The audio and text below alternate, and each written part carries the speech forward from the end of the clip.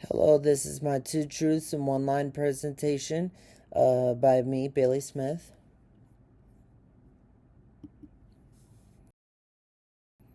These are my list of guidelines. Number one is ancient rocks reveal when rivers began pouring nutrients into the sea.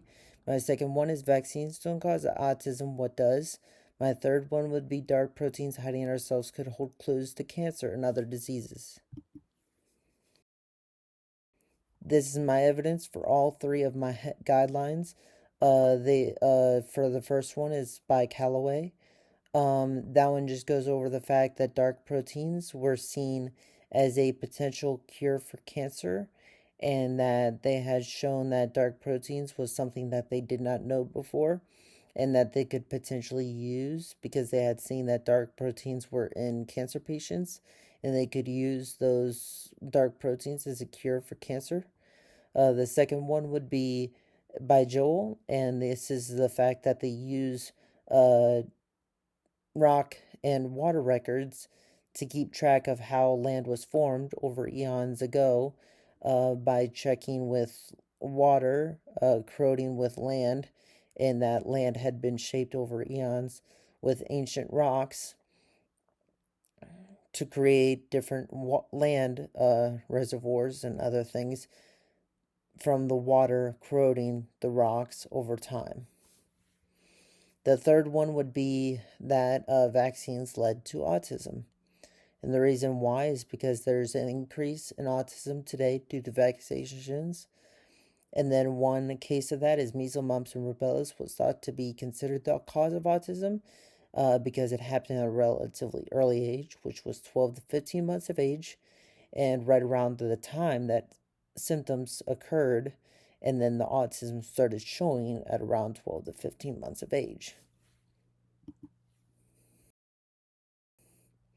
The two truths being ancient rocks reveal when rivers began pouring nutrients into the sea. Second one would be dark proteins hiding in our cells could hold clues to cancer and other diseases. Then the one lie is vaccines don't cause autism. What does? The two truths are truthful because ancient rocks is basically based off of actual records, real records, that go back in time and basically show actual evidence accordingly. Dark proteins, the key word that you want to pay attention to here is could. The reason as to why that is truthful is just because they saw it as a new form of protein that they didn't know before existed, and they potentially think that that could be a cure for cancer. However, they technically have to test, and there's multiple different things about cancer we do not know yet. So, therefore, they mostly were just hypothetically stating that that could be a potential cure or a potential way to help certain patients, which is all for the better. Now, the one lie would be vaccines don't cause autism, which of course they do not. The reason was why measles, mumps, and rubella vaccine showing up around 12 to 15 months is because as a kid, they're going out of infancy, going into toddlery. Therefore, you would expect them at some given moment to show signs of autism if they were going to have autism in the first place. So therefore, they would start showing signs at some given point.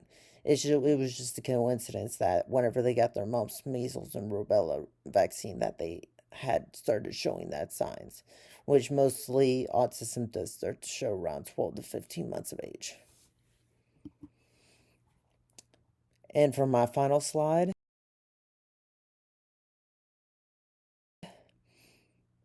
these are my references. And just as a keyword here, point is that I always provide references for in-text citations and for anything really, even if it's my own words, because if I pull from another website or anything else, I always have those there. So that way I know for a given fact that I'm doing my own work and that it is something that I hold in high regard. Thank you for your time. Goodbye.